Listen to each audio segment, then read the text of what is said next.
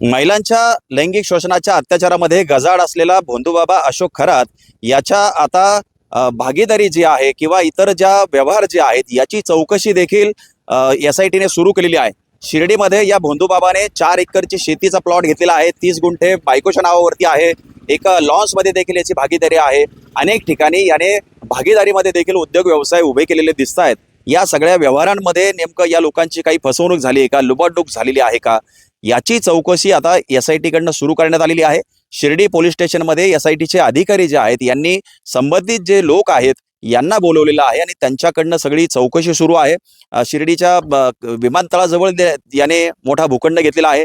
त्याचबरोबर शिवनिका सदनमध्ये जे ट्रस्टी होते, या उपाध्यक्ष होते, यांची देखील चौकशी केली जाते। त्यामुळे या चौकशीतनं नेमकं काय बाहेर येतं हे पाहणं देखील महत्त्वाचं ठरणार आहे। हरीश दिमोटे, न्यूज 18 मराठी, मिरगाव, नाशिक।